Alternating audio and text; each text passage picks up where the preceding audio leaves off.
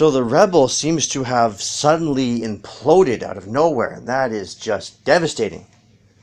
But I'm not jumping ship. I'm not going to abandon them. I'm going to continue to be a viewer because I think we need them. And I don't think you should run away either. And I'll explain why. I'm going to get to everything. I'm trying to get to everything, including the whole scandal, alleged scandal, surrounding fundraising. Let's start with the people who left. Lauren Southern left a while ago. And that was definitely a blow. And no one knows why. It could easily be because she could do more by herself. But what she said was that they just had grown apart. And that there's things she wanted to be involved in that she couldn't be involved in if she's part of the Rebel. I mean, not long after she left, she started doing Generation Identity protests. Started getting more involved in activism. This is not the kind of thing you could do while still being under the Rebel umbrella. So we could take her at her word. Or we could trust this next guy who left, the guy who was fired recently. I guess that one guy from the UK, I don't know his name. He was fired. And I was just saying he was fired because he was no good. That he was unreliable. That seems logical to me, actually. Looking at this kid and the way he operates, he does seem like the kind of guy who wouldn't be a very reliable person. But he claims that he was let go because he knew too much, and that Lauren Southern left because she also knew too much. That there was an issue with crowdfunding, that they're raising more money than they need for their special events. So when they ask you for money to fund a documentary or to fund a trip, they raise above and beyond their targets, and they don't tell anybody about it, and they intentionally try to raise above those targets, that's what he claims. He claims that there's this big scandal going on. That's the reason that Lauren was left, that she was actually fired. And then Press for Truth covered this too, which is just rumor. Don't know if that's actually true or not. But even if they are raising above what they're looking for, it may not be as unethical as you think, and I'll get back to that in a minute.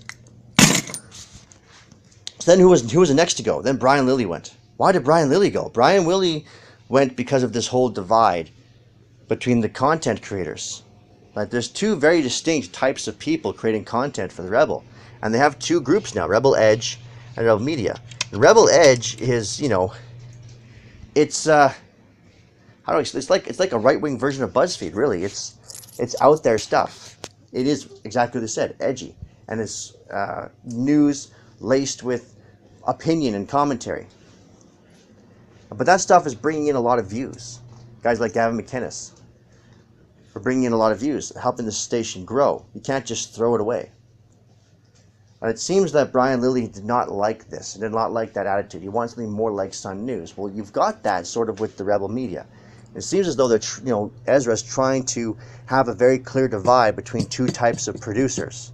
Right? There's the Edge and there's the Rebel Media. So Rebel Media is your mainstream stuff. It should be more serious. It should be It should be geared more towards an older audience, probably people who are 40 or older, people who really care about things like tax reform and stuff like that. And they don't, and the Rebel Edge is your more college-age crowd. That seems logical to me, but it seems like Brian Lee didn't like that. And to him, the last straw was when Faith Goldie went and covered Charlottesville, which she did without permission. That was it. And she thought that the commentary was too sympathetic. In his opinion, the alt-right are Nazis, and Faith Goldie went and covered Nazis and was sympathetic to Nazis, and that was it. And the way he left was terrible, because the first place he went to was the CBC. Unbelievable. I mean, they're supposed to be the Rebel is supposed to stand in opposition to that. And he says he wanted to do what they had done on Sun News, offer an alternative to the mainstream media. And the first thing he does is go to the mainstream media, the worst example of a liberal biased media, the state media, the CBC, to dump on Ezra. That's horrible. I mean, I really, really liked Brian Lilley until he did that. He could have gone anywhere. He could have talked to anybody. He could have done this interview with anyone. He could have gone to Global. But no, it had to be the CBC. Oh, man, it's like being punched in the face. It must have felt like being punched in the face if you're Ezra Levant.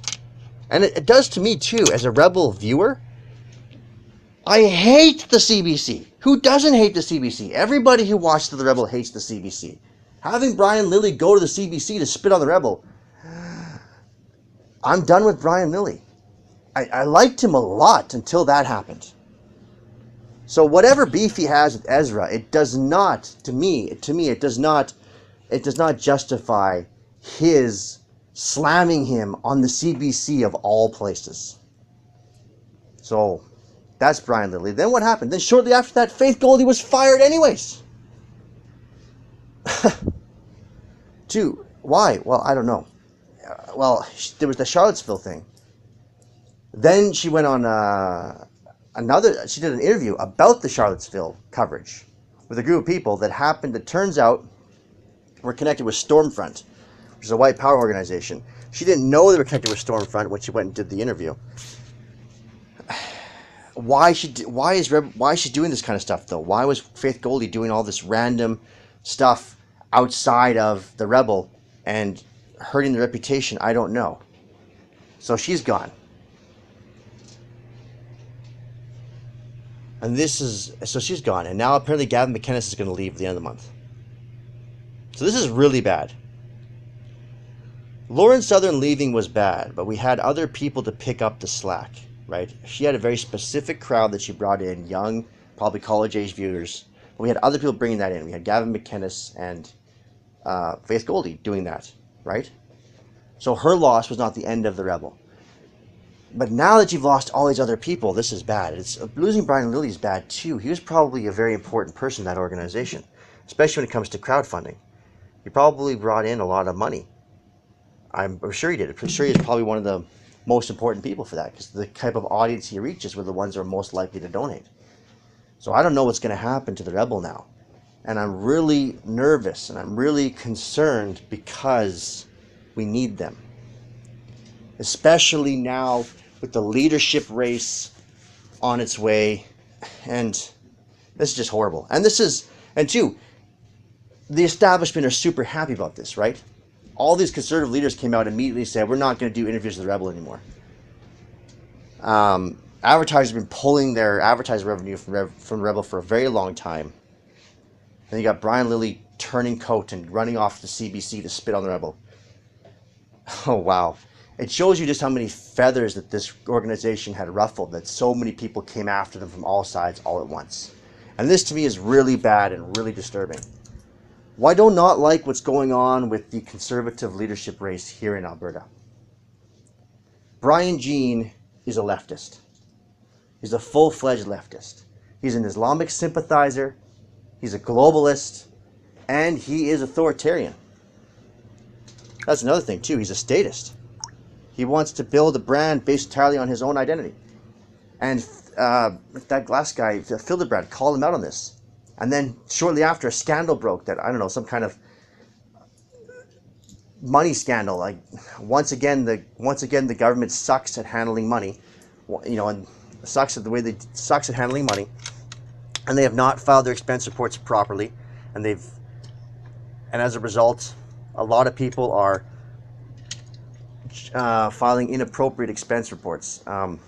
They had to do with this whole rental space thing. Him and another MP were both renting the same space. So they were both using it, and they were both claiming it as an expense, and they were both claiming the full cost, I think, or at least too much of the cost on their expenses. So they were claiming too much in their expense reports. And when this was outed, when he's outed for doing this, then he was forced to resign and step down. No news about the NDP or any other people or any other group doing the same thing. First of all, this is disappointing to find out that the people on the conservative side are just as bad at dealing with money and crossing their I's and dotting their T's as everybody else. But it's not as bad as what the Liberals are doing. Did you know that the Liberal MP for my riding spent $8 million on an office? $8 million. Like this expense report stuff for the 20 grand, apparently it's like, what, 20 grand or something like that? It's nothing compared to what the Liberals are pissing away. I think the real reason he was outed was because he turned on Brian Jean. Then you got who's your other option? Jason Kenney. Ugh. Jason Kenney has claimed to be a proper conservative, but he hasn't followed through. He's so soft, he's so mild-mannered. Brian Jean just expects to be the leader of this party. He expects to be the leader. And two, there's people are running for leadership already, and they're announcing their leadership bid, and they're saying it's going to be done in 6 weeks. I haven't seen any public announcement come through my emails as a member of both these parties. And now I'm a member of the United Conservative Party. I have not seen anything come through my emails telling me how I, an independent member, might run for leadership. I guess I just don't get to. I don't think I get to. I think that's what it comes down to. There's no chance for anybody else to run for leadership. So in 6 weeks, we're going to vote on one of two horrible people. And there's a third guy who's just like, if you don't like either of them, choose me, I'm the third choice. He's just there to pretend we have democracy. So right now, we're on a foregone conclusion. And the truth is, none of these guys want to deal with the rebel. None of them want to be on the rebel. They don't want to interview the rebel. They don't want the rebel to be the media source. This is the new Conservative Party is shaping up to be exactly the same as the PCs were. The PCs were just liberals in blue clothing. That means a lot of the big problems that we face here in Alberta will not be resolved if we get a Conservative Party. If we do not purge the party of social liberal people and replace them with social conservatives, Alberta's screwed. A lot of horrible things have happened in Alberta. We have this crazy new education program. We have civic studies that have brought in, which looks at history from a very negative lens and blames white people for everything bad that's ever happened in society. So kids who have the misfortune of being white, going through school now, are going to get an education in white guilt that's going to be slammed down their throats for 12 miserable years. Then all the other children who are from immigrant families now are being taught to be hateful and racist. Because they're being taught the same negative anti-white history. And they're going to grow up thinking that white people are to blame for everything. This kind of civic studies has one goal in mind: to create a class-based society where white people are at the bottom. Then there's PRISM. PRISM is awful. PRISM is bringing in radical gay dogma into the school system and demands that it be talked about in every single class. So instead of doing math or science, you're going to talk about sexual politics so that people can't escape it. And it's the wild, crazy stuff, this idea that sexuality is in the eyes, it's this crazy idea that you can be born gay, but you can't be born straight. So some people are born gay and have no choice to be gay, but you can't be born straight. And gender doesn't exist. They have this wild stuff in Sweden, where when they show kids books, they don't show them books they show them books, they don't show traditional gender roles. They've got pictures of, male princes and girl princesses, and they're both wearing dresses. And almost every single time what they're showing, it's showing emasculation of men. You should look it up. Look up Sweden's sex ed course. That's what we're getting here in Alberta. This has cost tens of billions of dollars, this curriculum rewrite. And it's the reason why we're $70 billion in debt. Our debt has been acquired to put communist propaganda into our school systems. But it gets worse. In Ontario, they did the same exact thing. And after they had the dogma courses in place, then they wrote a new law that says if you teach your kids the Bible, if you teach them the Bible or the Bible's view on sex, the government can and will take your children away from you and put them in foster care. The two groups, the NDP government in Alberta and the Liberal government in Ontario, are working very closely together on this. I have no doubt in my mind that same thing will happen here in Alberta. That the Christians will have their kids taken away from them, just like is happening in Ontario. But it gets worse. The sex ed curriculum that's being pushed on our school system is very similar to the one that was put forward in Ontario. I think it's the same curriculum, actually. The guy who wrote the curriculum, was responsible for the curriculum rewrite in Ontario, is in jail now for child sex abuse. He was accused of creating child pornography and of sexually abusing children. He pled guilty to the distribution of child pornography and to counseling a mother to rape her child. This was a guy who was a sexual expert, supposedly on dealing with gay youth. So somebody brought her kid to see this counselor and said that your kid, she thinks her kid is gay, and he said your kid is gay, and what you need to do is you need to molest them and film it. This is the kind of crap that is sneaking in under the radar, that is happening in our province. This is the kind of corruption that's happening in our country. It's the kind of corruption happening in our province. And the only people that can expose something like this is a group like the Rebel Media. And nobody wants to talk to the Rebel Media. So when you find out that conservative MPs here in Alberta, people who remember the opposition, were very quick to disown the Rebel Media, this makes me think that the Conservative Party might be just as corrupt and horrible. And they probably, as the NDP, and they probably are. Because the old PCs brought in this crazy sex ed, started bringing in this crazy sex ed stuff themselves, and then canceled it last minute. So there's a lot of terrible things that need to be reversed here in Alberta. The NDP have brought in. We need to get rid of PRISM. We need to get the rainbow rooms out of the schools. We need to get rid of civic studies. We need to get rid of the farm unionization bill, Bill C-16. We need to get rid of the carbon tax. But the only thing I think I can trust the Conservative Party to get rid of is the carbon tax. Maybe. Maybe. But if you look at the carbon tax is not placed on our businesses. It's placed primarily on me and you and every other average person who just heats their houses. We're the ones paying the carbon tax. Not the big companies. Not the big oil and gas companies. Us. So if they're getting rid of the carbon tax, I could see them removing it maybe from businesses, from residential and commercial, but I doubt they'll remove it from you and me, the average person. We will likely still be paying a carbon tax on the heat, for heating our houses, with Brian Jean or Jason Kenney in charge. Let's read back to Jason Kenney. So there's a person on my block who runs an organization called Parents for Choice in Education. She has a blog, WordPress blog, which talks about how this radical sex education program and what it's done. She's working really hard to promote grassroots campaigns to try and get the right kind of school board leaders elected to try and deal with this radical program, to try and defend parental rights in education. Right now, what she's primarily focusing on is trying to defend the right to maintain charter schools, and for charter schools not to have to push this curriculum on them. This means that this crazy curriculum will still be in the public schools even if she wins, just not in the charter schools. Because the NDP are also trying to take away charter schools, and they're also trying to take away your right to homeschool. So with so many crazy things going on, she decided to pick her battle, and her battle is defending homeschooling and defending the charter schools. She tried to meet with the potential leaders to see what their stance was on this, and Brian Jean snubbed her, wouldn't meet with her.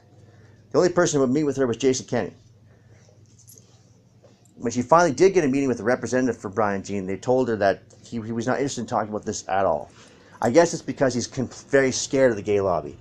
But that tells me that this guy's not really interested in defending the right to educate your children. He says he is publicly, but he's not. If you're snubbing this group of people, if you're snubbing the grassroots movement to defend parental choice in education, I'd have a hard time trusting him.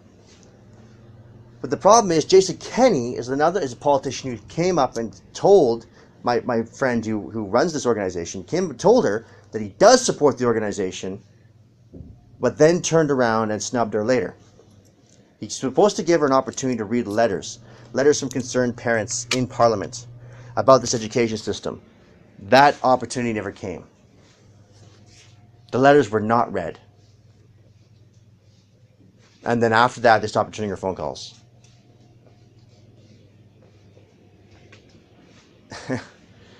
These are the kind of people we're dealing with here in Alberta. Everybody sucks. You have only bad choices. And only an organization like the Rebel Media could ever bring this to light. But if they're not willing to do what they called their hard-hitting journalism of the past, then I don't know what's going to happen. So where does that leave us? Let's talk about the money problem. The money scandal is not a scandal, and I'll explain why. Do you remember telethons? What would happen on a very rare occasion that people would hit their targets before the telethon was over right? But they'd hit it within, they'd have a telethon which would be hours long, and they would still be maybe half an hour, even an hour left. They've already hit their target. What do they do when they hit their target early? Do they shut the telethon off? No, they don't shut the telethon off. No, they don't shut the telethon off. What they do instead is they just keep going, and they say, let's get that needle up as high as possible. Let's raise as much money as we can for PBS. Keep PBS on the air. And that's also normal in crowdfunding. They'll set a time limit. We're trying to raise X dollars by the end of the month, or within 6 months, or how have you, whatever you have it. And they have, on occasion, these crowdfunding places will raise more than they ask for. So these crowdfunding sites will put on bonus targets, right? If we raise this dollar, what we're really asking for, then we get the thing we want, the movie we're trying to produce, the product we're trying to make, etc. If we go above that, and we hit a bonus target, then we're going to add extra to this project. But what happens if, say, your target was $100,000 and your first bonus target was $110,000?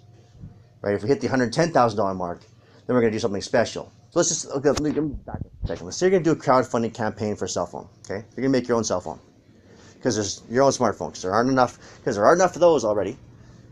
Then you want, I don't know, $250,000 to make your phone.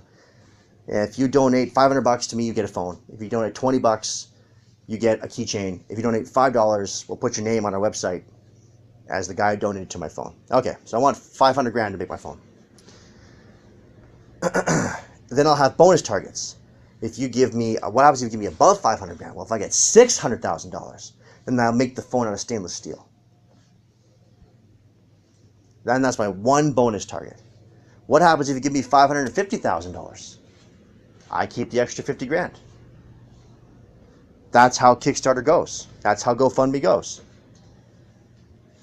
That's it. This happens all the time. A lot of times people fall short of their target goal. Well, if you fall short of your target goal on Kickstarter, then the project doesn't happen. If you fall short of your target goal on GoFundMe, people keep everything they've raised. So if they're trying to get a movie made or something else of that nature, that's usually what you find on GoFundMe. GoFundMe, you find more artistic projects, not cell phones, and you find cell phones and other things on Kickstarter. Kickstarter is trying to build something. And if they don't get what they're just something, maybe it could be a board game. If they don't get the money they're looking for, they don't build the thing they're trying to build. GoFundMe is usually trying to do something else, a play, a movie. And if they don't get the money they asked for, they keep everything you gave them, and they go as far as they can with what you've given them. People still fund it, even though there's a chance that movie may never get made. This is crowdfunding. So to me, the issue with the way the Rebels crowdfunding is just that they haven't been honest about it. So let's talk about the Israel trip. Let's talk about the Israel trip. So they're trying to raise X dollars for Israel. So if they had a little Israel meter on their website, we have to raise X dollars by this date. And they start calculating it. Then they came back later. Not only did we raise the money we're looking for, we raised extra. We want to say, thank you very much for giving us so much. You went above and beyond. So here's what we're going to do. We're going to make the documentary an extra 20 minutes long. And we're putting the additional money into our war chest to help us fight against globalist media or what have you. If they just simply framed it that way, I don't think anybody would have an issue with it. If they were honest about the fact that we have, this is what we're doing. We're doing a crowdfunding campaign. We're doing a telethon. And we're going to do it within a set time period. At the end of that time period, that fundraising initiative is over. If we've raised above that, the extra money goes into our war chest to help us fight the mainstream media. I think people would have no problem with that, and they would keep giving.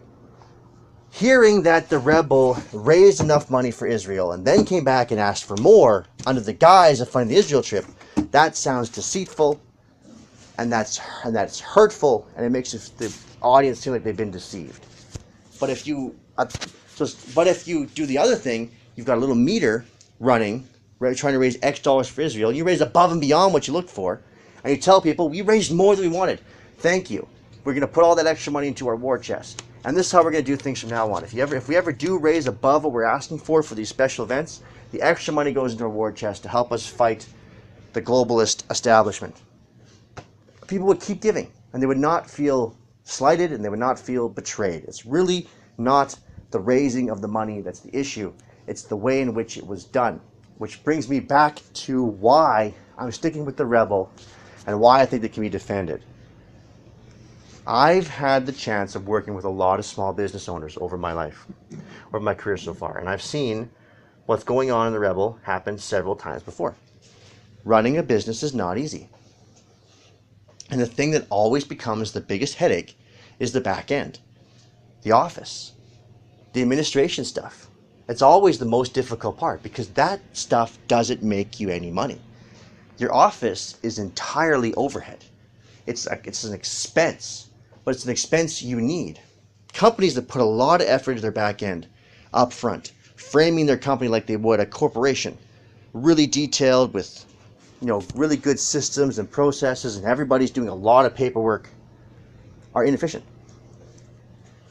They're inefficient and slow, but they don't make big mistakes. They're never going to get hit. They're not going to get hit. They're not going to get sued. They're safe, but it limits your growth.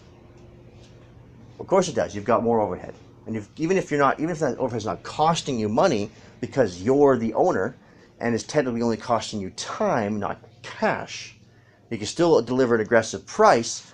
You're still adding a lot of time to your day, which you have to put into the back end, which is limiting your ability to go out and get sales. The flip side of that's a company that I've worked for a company like that. But by the way, that's not a bad way of doing things. It's safe. It's the safe way of doing things, but it limits your ability to grow. It's a safe way of doing things, though. You will not get hit. You'll not get in trouble. And if you manage to grow with a strong back end, then you are golden. So you get that in place, and you do manage to grow your company, then you're golden. Because now you've planned for your company to be a corporation before it became one, so you're not caught off guard. And some people want to do their business that way. They're just very risk averse. They don't ever want to be caught off guard. So they will hold themselves back on purpose. They will limit their growth, and they will not take on more than they think they can handle so that they never get caught, juggling too many things. Because if you juggle too many things, there's a chance you might drop the ball, or you'll drop everything, and your whole country will go boom. The whole company will go boom, right? So that's the safe way of doing things. It's also the least prosperous way of doing things, though. You're not going to grow as fast if you do that. You're just not going to. Not only that, it frustrates people. The kind of people you can hire if you're a small business are usually the ones that are affordable, and the affordable guys don't like doing paperwork. So you want corporation level of paperwork proficiency, but you want to pay them small business wages. That's tough. So you have to train people, which makes it really hard to find the right kind of guys. And all that also limits your growth. So let's go back to the other model. What's the other model? The other model is you take the other model is you take the big risk, right? The other extreme is you take a big risk. You put almost no effort into your back end. You just get a small business license. You start off as a sole proprietorship, and you just go. Just give her. You just say yes to every job, every contract, every opportunity. Why not? We'll figure it out as we go. So you get a huge contract, and you've got no people to do the job. So you go hire a whole bunch of people. Hey, come work for me. And we just go out there and do the work, and then everything's a disaster. But you spend almost your entire life fighting fires, and it's a mess, and it's chaos. It's chaos the whole time. But you grow really fast. And some people can be really successful doing this, running out and just grabbing as much business as possible and trying to figure out the rest later. But there comes a tipping point in every one of these businesses, even the ones that are successful, where you have to go back and you have to deal with the back end. You cannot just leave it alone. The back end is your office. It's things like your mission statement. Do you even have one? What's the culture of your company? Do you even know? What's the objective? Where are you going? What's the big picture? Have you thought about it? What are your processes and policies and procedures? Do you have any? Do you have an environmental policy? Do you have a health and safety initiative? Are you even a real company? Do you know what you're doing? eventually you have to go back and fix that issue. You have to go back and fix the back end. You got to reinvest some of the money you've done. And usually there's a tipping point. And you kind of have to just feel this out. If you're the guy that's just going to be gung-ho, I'm getting my license to become a business, too. And like I say, I make this sound like people are irresponsible. They're not. They're not. Guys who will start a business are very responsible. They think a lot about what they need to do to start a business. And they put a lot of effort into it before they start. But they will start running the office themselves. A lot of business owners I am the whole office. And they put a lot of their effort into just grabbing as much business as possible and trying to grow it as fast as possible. Some people put more effort on sales right at the beginning. Some people put all their effort into policy right from the beginning. The guy that puts all of his effort into sales grows faster, but runs into back-end problems later. The guy who puts all of his effort into policy does not grow as fast, but avoids any back-end issues. And those are the two extremes. So what do you think? Which business do you think the Rebel is? Do you think they're the ones that put enormous amounts of time and effort into their policies and procedures? Do you think they have a really stable and well-thought-out back-end? Or do you think they're the guys that try to grab business? Yeah, obviously they're the guys that try to grab business, right? So there was a tipping point in this company when you had to go back and fund that back end because there was a problem that you didn't pay attention to that was going to bite you in the ass. That moment was the beginning of this year. After they got huge with the Trump campaign, they had to go back and really reevaluate what their company was. And I think Ezra tried to do that because he separated the Rebel into two groups, the Rebel Media and the Rebel Edge. He saw that this Trump coverage made them grow really fast. But that's not what they started out as. They started out as just the Next Sun News, which should have been almost entirely Canadian content and should have been focused on, holding the government accountable and providing an alternative view to what's going on today other than the left-wing narrative. Like Brian Lilly says, he'll sometimes come and question people, and there'll be politicians will be fielding questions from left-wing media who are always asking them about different programs and things and different public programs they should be funding and how much money you're going to give to this and how much money you're going to give to that. And then Brian Lilly stand up there and say, why does this program even exist?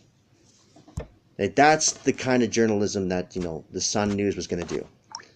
And that's the kind of stuff that brought in their initial supporters, and that's where a lot of their funding would have come from when the people donated to this. Which is what, a lot of the money I bet you that comes into the Rebel Media came in at first from small and medium business owners in Alberta.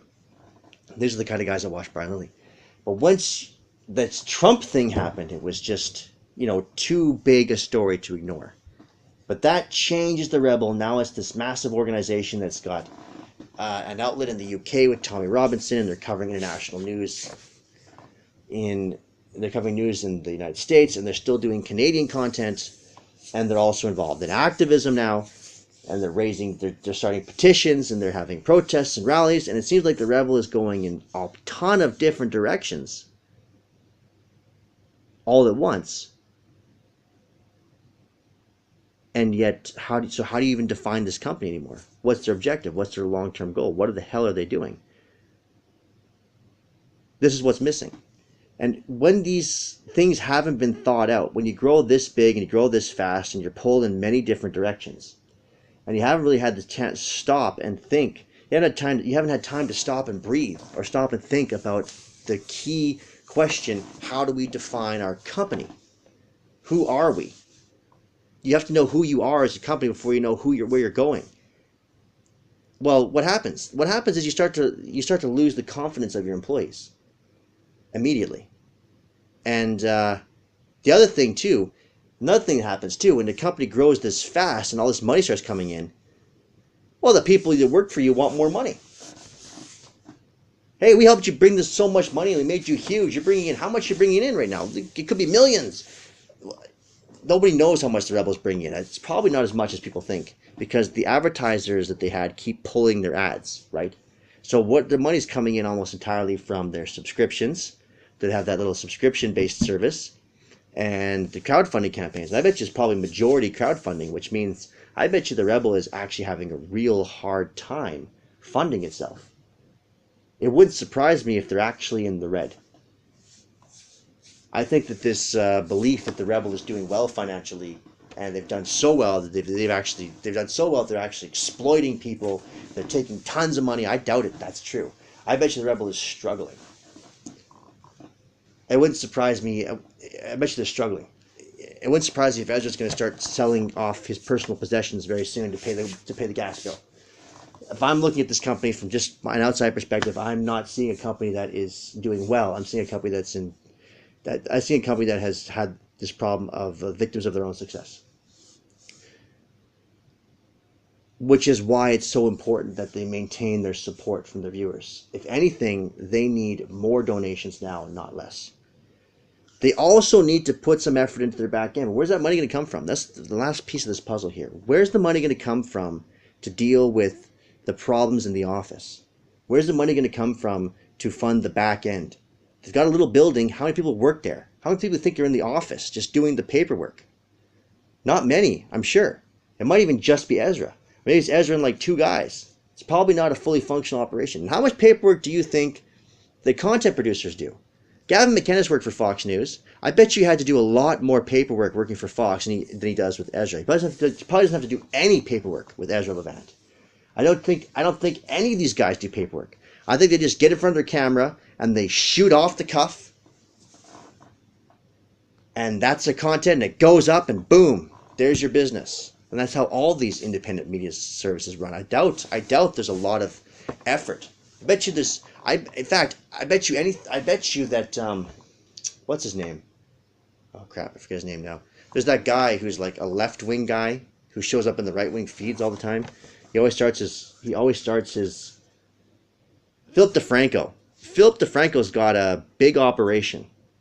His one little channel with just him is a big operation. He showed me behind the scenes. He's got like 5 or 6 guys in his home office working on his channel. I bet you Philip DeFranco's got a bigger operation than Ezra Levant does when it comes to the back end. Which is why he's not having this problem. It's also why he wasn't as big. He didn't grow as fast. Also why it took him so long to grow. Philip DeFranco's show looks like he's just shooting it from his bedroom, but it's not. I mean, it is out of his house. He's got a home office. So it is actually run out of his house, from what I've seen.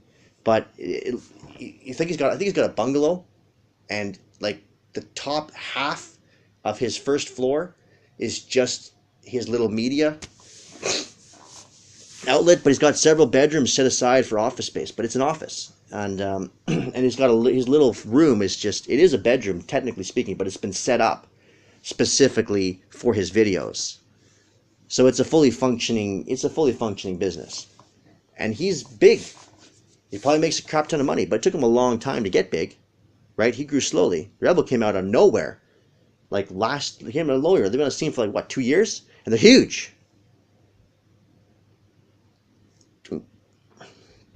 So this is where I think the Rebel's at too. I also think that Ezra, with the amount of experience he's had in the media, can get over this hump. That he can go back and fix the back end in his company, or he can hire somebody to help him. He just needs the time to get there. And he needs the money to get there. Which brings you to the money problem. I think most of the money funding the Rebel is coming from their crowdfunding campaigns. That's probably true. But all that money is earmarked for content creation. None of that can go towards the back end. None of that can go towards administration. None of that can go towards overhead. It's all earmarked for content creation. And the content creators probably keep wanting more. More stories, more flights, more opportunity, more money. It's getting harder and harder and harder to keep the content rolling. So where's the back end money got to come from? It's got to come from the subscription service. But that subscription service is also paying the bills, right? It's probably paying he's got an office, a physical building in Toronto. That can't be cheap. Remember they crowdfunded the money to build that office. He's got gas, got electricity, all that other stuff. He's probably just not bringing in enough money to spend on his back end. And he could probably do it himself, but he doesn't have the time. He's doing his own content. And now he's going to have even less time. With Brian Lilly gone, Ezra's got to pick up that slack and carry all that himself. And Faith Goldie, who's going to replace Faith Goldie? You don't have Lauren Southern or Faith Goldie now. And you don't have Gavin either. So who's going to do their college?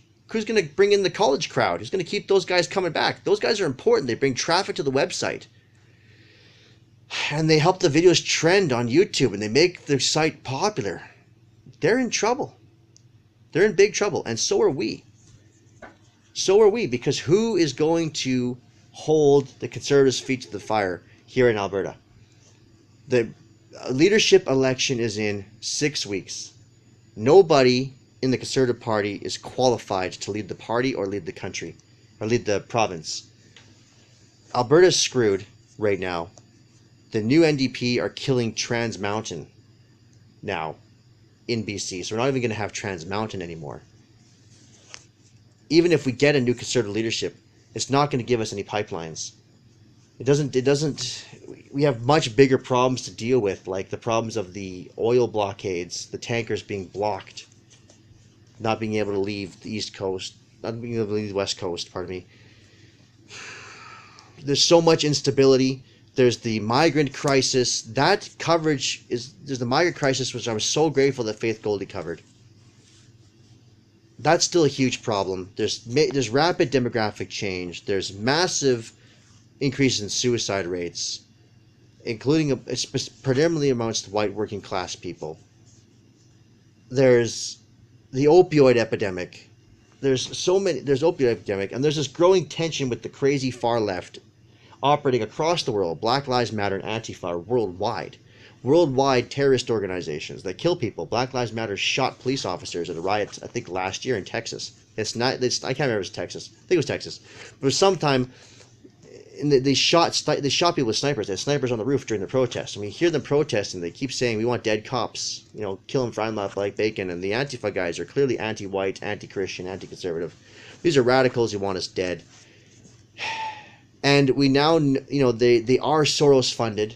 There was a protest recently, I heard about this yesterday, of Antifa came out and protested that George Soros hasn't paid them yet. So they openly admitted that they're funded by George Soros. I mean, what's going on is crazy, and there's stories breaking around the world right now. There's so much stuff going on all at once. There's stuff here in Canada. The crazy civic studies, the crazy sex ed course. The collusion between Justin Trudeau and George Soros. The migrant crisis. So here's what's happening all around the world. Every single Western country is simultaneously rejecting the following three groups of people. White people, conservatives, and Christians are no longer wanted anywhere in the world. Why?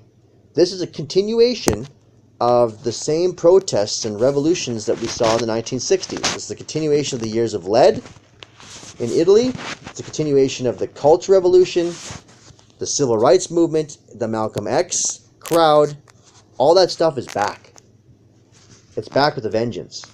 And it's back this time to finish us off.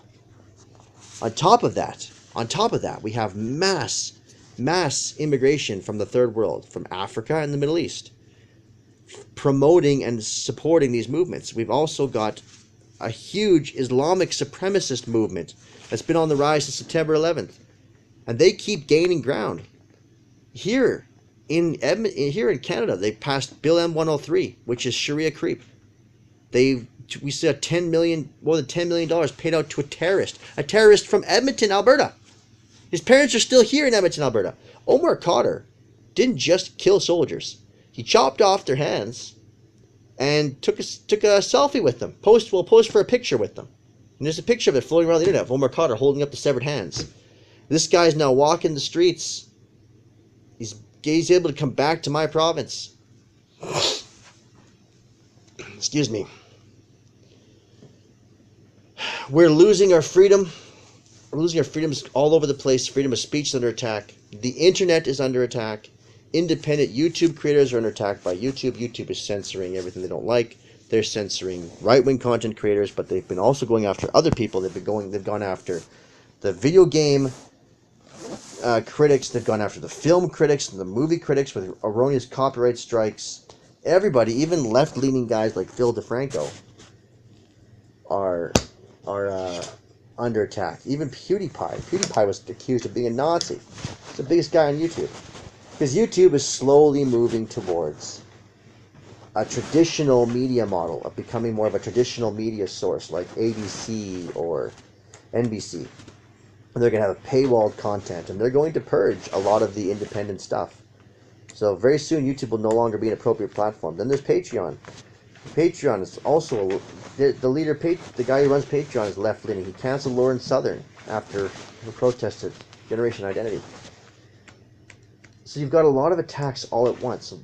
So you've got the mainstream media is calling everybody who's right-wing a Nazi and a fascist over and over and over again. You've got these crazy left-wing radicals who are protesting in the streets, and they're setting things on fire, and they're attacking people, spraying them with mace, hitting them with flamethrowers, throwing rocks at them, killing people. Then you've got the reaction to that, which is the alt-right. And I don't even know how to describe the alt-right. The alt-right is, first of all, only in America. So outside America, you've got no counter movement. That's the thing. You have Black Lives Matter and Antifa everywhere in the world. Black Lives Matter are black supremacists. What they want is the death of all white people. And they want to create it by turning every city they're involved in into a no-go zone. So they try to handicap and cripple the police.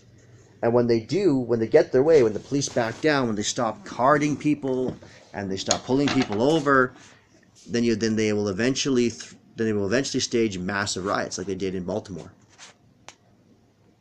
And they'll run through the streets and burn things on fire and smash cars. And there are councilors and politicians on the side of Black Lives Matter, like the one in Baltimore.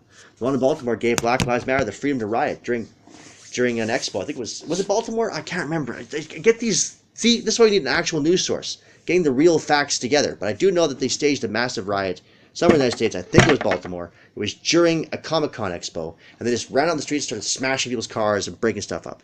And they're not the only one. Several different cities have given these guys the freedom to riot. Where they just let people run loose and riot. And this happens all over the world, not just the United States. And the only place where these guys have a very serious resistance is in the United States. And in the United States, you have the alt-right, which has risen up in direct opposition to these groups of people.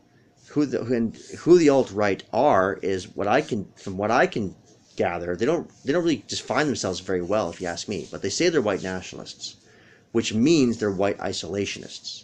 White isolationists are people that want to live are particularly Americans who want to live in a white United States where there are absolutely no minorities at all. So that means no people who are a different color than them and no people who are Jewish. So they're very anti-Semitic, which makes them a nasty group of people.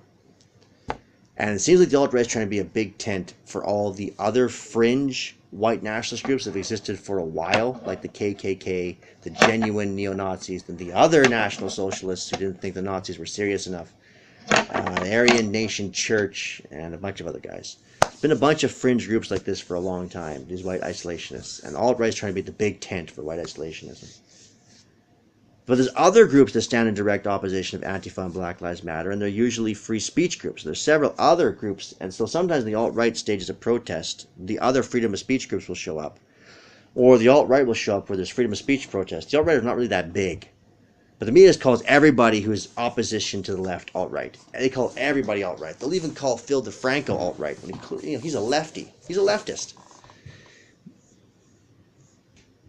So what this leads to is it leads to escalating violence. The far left that come out to all the time to cause trouble. Sometimes they just have their own protests just by themselves, nobody else around. They hate a statue, they hate a building. Sometimes they'll protest a speaker, like they protested a Milo Yiannopoulos event at a university and burned and set fire to the place.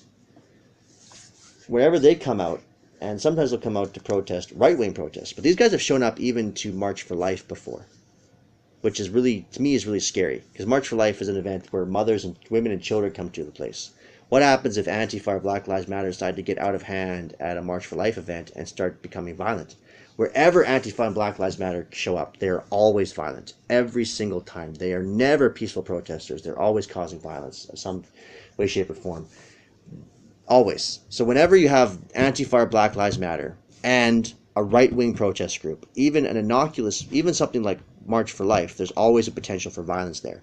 Most of the time when Black Lives Matter and Antifa have shown up, and there's been right-wing protesters as well, like people supporting Donald Trump. They have caused violence. They're always the first ones to use violence. They're always the first ones to use violence. They're always the first ones to use violence. So they're the big problem, not anybody else. And the fact that they're causing violence at all these events, wherever there are right-wingers, creates counter-violence. And that's where you get the alt-right. The alt-right are definitely quick to punch back. So what you're experiencing with this growing tension between the far left and the alt-right is the years of lead. We saw this in Italy. First, the communists came out and started causing trouble. And they were out for a long time before, and the government did nothing about it. And then Nazis started showing up. And then the government finally got involved. But it's so much worse this time. Because when the far right does show up in opposition to the far left, what we're seeing happen all over the United States is that the police are being told to just back down, to just walk away. Because in every single case that this is happening, the far left far outnumbers the far right. So at Charlottesville, there was 500 people that came there to protest the tearing down of a statue. Then thousands of far left protesters, Antifa and Black Lives Matter, showed up and turned the situation violent. They attacked the right-wing protesters. The right-wing protesters were a combination of people. They were the alt-right and they were free speech advocates. And the majority of the people there were free speech advocates. It had nothing to do with the alt-right. That doesn't matter to the far left. And they attacked everybody there. And how did this happen? How this happened was the police. The police shut down. First of all, the people that came there to protest the statue had a permit to be there. The mayor gave them a permit. But then the police let them have their protest, which started at night. Let them have the protest until the next morning. And the next morning, when Antifa and Black Lives Matter finally showed up in the thousands, that was when the police decided to shut down the right-wing event and say, you all have to leave. And the Antifa and Black Lives Matter lined up in 2 rows in one specific part, near that park. And the police herded them into that group of people. Said, you got to leave, but you got to leave that way. And they protested, said, don't make us leave that way. These guys are going to kill us. They're going to attack us. They said, you got to go that way. So they pushed them into this crowd of far left antagonists. And what did the far left do? They attacked them. They attacked them with mace. They attacked them with makeshift flamethrowers. They attacked them with bottles filled with concrete. And they threw acid in their faces. And one guy who calls himself Baked Alaska has been blinded. He may have been, I think he's been blinded in one eye because of this. After going through this crowd of people, so the 500 protesters that came here, the 500 protesters went through a crowd of thousands of far left protesters and were attacked. Of the 500 people who were forced into the situation, 499 of them got through without harming their opposition, which shows incredible restraint on their part. I mean, they came prepared to defend themselves. They had gas masks and shields to some extent. Some of them came, some of them didn't, like Baked Alaska, who got blinded. But that's all they did, was try to protect themselves from the projectiles that were hurled at them. And they managed to walk through without fighting back, without hurting anybody, which is pretty amazing.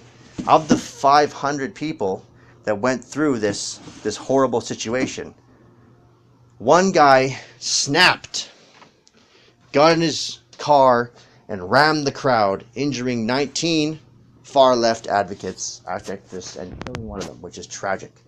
This was caught on footage by Faith Goldie. Later, it's broke that the person who organized this event, Jason Kessler, was actually an Obama supporter. And the person who ran the car in might have actually been a Hillary Clinton supporter. And this whole thing might have been staged. That these guys might have been set up on purpose. That the reason he applied for this permit was because he wanted this to happen. But that's conspiracy theory. It could just as easily be that these guys used to be far left people who switched over to the far right. Switched over. That happens. But no matter which way you look at it, but there's no which way you look at it, the police are ultimately to blame for what happened here. They could have stopped the violence from happening. They didn't. They wanted the violence to happen. And why they wanted the violence to happen? They were told by city council to do this. They were told by city council to march the right-wing protesters into a far-left death squad. Where did the far left come from? They were invited by the mayor of Charlottesville. This is a big story. This is and this is right now. This event is huge. This event could be the beginning of the Years of Lead. But what happened after this event? What happened was all these news sources suddenly picked up this and started saying what they always say. They started attacking the alt-right again, saying, and two, they do what they always do. They try to claim that everybody who is in opposition to the left today is alt-right. And they say that anybody who is part of the independent right-wing media, including guys like Dave Cullen, are alt-right. They'll even accuse guys like Phil DeFranco of being alt-right, even though he's a leftist. They'll accuse guys like Mark Rubin of being alt-right, even though he's gay. They'll accuse Milo Yiannopoulos of being alt-right. They accuse everybody of being alt-right, of being anti-Semitic, white supremacists, neo-Nazis. That's not even what the alt-right are. They're they're anti-Semitic white isolationists, which isn't much better, but it's not what the media says they are. That's not what Steven Crowder is. So who are guys like Steven Crowder? Who are guys like the real media? They are counterculture conservatives. Conservatism is the new counterculture today. Conservatism, proper conservatism, social conservatism is underground movement. It's an underground movement. It's an underground movement to return us back to our roots, to our traditional value system. The best example of this movement is the Polish national movement. They have completely recovered their identity. They have secured their borders and said, we're not going to bring in massive amounts of immigrants from other countries. We're not going to make Polish people a minority in Poland. So Poland is staying predominantly white. It's not totally closed off to immigration, but it's immigration. But they're working to keep its borders secure from migrants, secure from Africa, secure from the Middle East, and they're also working to protect their classic majority, which means a country that is predominantly white. And they're going to stay predominantly white if the white nationalist movement gets its way. If the Polish nationalist movement gets its way. They've also recovered their Christian heritage. They've decided that Christianity is vitally important to who they are as a group. Both the Nazis and the communists didn't want them to be Christian. They didn't want the Catholic Church to be successful. Remember, Poland was a group of people that were conquered and occupied by both the Nazis and the communists. Nobody understands tyranny better than the Polish people do. And they have decided that the far left today are just identical to the communists of yesterday. And so they're doing the exact opposite. So the far left hates Christianity. They decided Christianity is a fundamental component of who we are as a people. It's part of our heritage. We are a Catholic country. They have declared this. And they made it, and they've taken it seriously. And they've been so seriously that they've built a giant Jesus statue, the largest one in the world. And Poland had a coronation ceremony in 2015 where they declared Jesus Christ the King of Poland. See, that, my friends, is how a nationalist movement is supposed to look. It's supposed to be about turning you back to your traditional roots. The establishment doesn't want you to be white. They don't want you to be conservative. They don't want you to be Christian. So you should do the exact opposite. You should want to be white. You should want to be conservative. You should want to be Christian. Nobody's done a good job of imitating this, but Donald Trump has gotten close. Donald Trump's program is not about being white. It's about being American. It's about the idea of the American identity. That the American identity stands for something, and it's who you are at the core. It's the people who support the Constitution and the Bill of Rights. It's something very unique to America. America has a very powerful identity that is separate from race, although it was created by white people. It's hard to imagine an America without a white majority, but in theory, anybody can become an American because it's all about dedicating yourself to the principles upheld in the Constitution and the Bill of Rights. Christianity is also vitally important to the American. So America has to be conservative, it has to be Christian, and it has to be constitutional. So this is a bigger tent than something like the Polish nationalist movement. And it's a great movement. The Trump movement is great because it's a bigger tent that goes beyond race. But I don't know how well it's going to work long term, though. It's hard to imagine an America with a white minority. And the white working class are a big voter, but that doesn't mean it's the wrong move. It is the right move. And you know what? Donald Trump got more support from minorities than previous presidents did, previous things. And I think he got more votes than Bush did. So it worked. This whole idea of I don't stand for a white identity, I stand for an American identity. So that's another really good movement. Brexit was a great movement too. More about securing our borders and going our own way. So every different nationalist movement is different in each country. And each country needs a nationalist movement in order to stop the problems of today. Each nationalist movement has to look different depending on where it is. In Poland, that nationalist movement could make ethnicity a big part of it. In America, it couldn't directly make ethnicity a part of it. It had to be about being an American and what it means at a core to be an American. In Britain, we couldn't even talk about Christianity, really. It was just all about securing our borders and our ability to stand on the world on our own 2 feet. So it was all about getting out of the EU. Where we go from here is tough to figure out. But no matter which way you go, no matter how you frame a nationalist movement, the left-wing media will call you racist, homophobic, anti-Semitic, neo-Nazis. Because any nationalist movement, whether you specifically talk about race or don't, any nationalist movement in a Western country will be good for the white working class.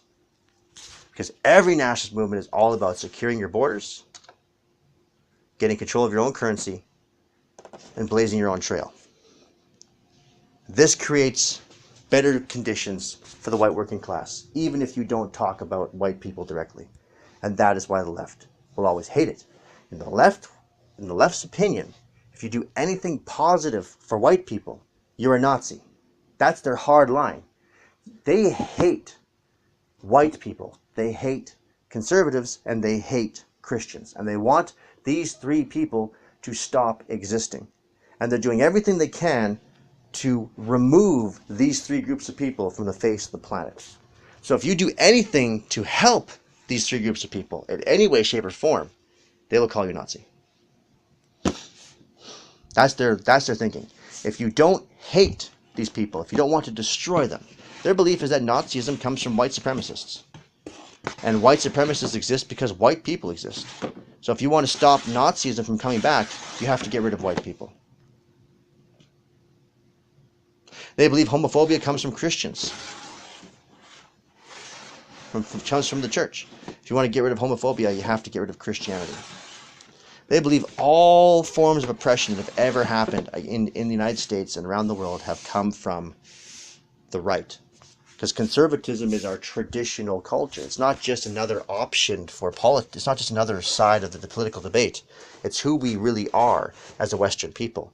Conservatism, social conservatism, is our true culture. It's our true selves. The left knows this. It's the past. And to them, that represents everything horrible. The oppression of women, the oppression of black people in America, the colonialism, all that stuff, all comes from the right. So if you are serious about helping the downtrodden, which is everybody who isn't white, male, conservative, or Christian, then you have to hate all white conservative Christians, especially white male conservative Christians. So your goal has to be to destroy this. Their belief is so long as these 3 groups exist, so long as there are still Christians, whites, and conservatives, there will still be conflict and racism in the world. And the only way to get rid of it is get rid of these 3 people, because they think all conflict and all racism comes from these people. And it's not just the crazy radicals in the street setting fire to stuff that believe this. It's the people in the mainstream media, every media outlet, including local media, including the CBC, but it includes like little guys like Global or Access Television here where I live. That also includes our politicians. And there's so many left-wing lobby groups like feminism and the LGBT that have been very effective at getting liberals elected and very effective at keeping conservatives out of power, specifically here in Canada, that the right is changing. They're just moving left. They're going to become socially liberal. And in fact, that's what guys like Gavin McInnes actually want. Socially liberal but fiscally conservative. That's not real conservatism. That's not real opposition. If that happens, then we just end up here in Canada with nothing but left-wing people to choose from. So it's just a moon over Parador situation. Doesn't matter who you vote for, you get the same nonsense. That's a really disappointing place to be in. The biggest threat to this in the media right now, not just here but worldwide, is the Rebel. They've grown so big and they've got such a huge audience. They're inspiring other people, but they've got a ton of enemies coming after them from all corners. And the left-wing groups have worked really hard to pull advertising just because they talked about the migrant crisis. So there we are. So if you are an everyday small c conservative, what should you think about this? The real media is in trouble. They've grown too fast. They have limited revenue sources. They're probably having trouble paying the bills, and they have a really messed up back end. But they're the only guys. They're one of the only guys out there that really has a chance of changing things. And if they don't have continued support from viewers, then we're all in trouble. Small c conservatives should continue to support the Rebel, and they should write their MPs and say, I'm not going to vote for you if you won't go on the Rebel. If you refuse to do interviews on the Rebel media, I'm not going to vote for you. That's where I think it should start. Here in Alberta, anybody who considers themselves a small c conservative should support the Rebel, despite the mistakes they've made, despite their problems. If you're a small business owner, you should understand the difficulties you can get into. And sometimes you make mistakes, and it looks like you did something sleazy, but you didn't. You just did something. You just made a mistake. I'm sure there's people out there who've done this. I'm sure there's people living in Alberta who've done this. They have grown too fast and bit off more than they could chew, and it bit them in the ass. It happens. That's what this is. It's a small business growing big. But despite this fact, we need them. So I'm going to write my MPs and say, I'm not supporting you if you won't go on the Rebel. 2, I am going to keep supporting this organization. They need my support now more than ever. They're the only ones really fighting back. So what? 2, they're not perfect. I don't care, because they're all we really got. And who in Alberta can provide, who in Canada can provide a real counter-narrative equivalent to that of the Rebel? I don't know anybody. So I'm going to keep supporting them, and I hope you will too. I also really, really hope that we get an opportunity to vote for somebody other than Brian Jean or Jason Kenney, or that other weird third guy that showed up in my inbox that I couldn't give a crap about. I hope that there's still time for a new person to step up and run for leadership, because the choices we have suck. And if that guy is going to show up, guess what? He's probably going to show up on the Rebel. He's probably going to do an interview on the Rebel. I should wrap this up. It's been a long rant, boy, over an hour. I'm going to keep supporting the Rebel. I hope you will too. I'm going to write my MPs and say I will not support them unless they go on the Rebel.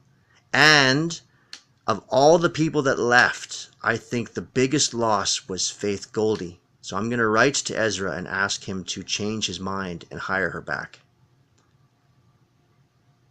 I hope you'll consider doing the same. Thanks. Bye.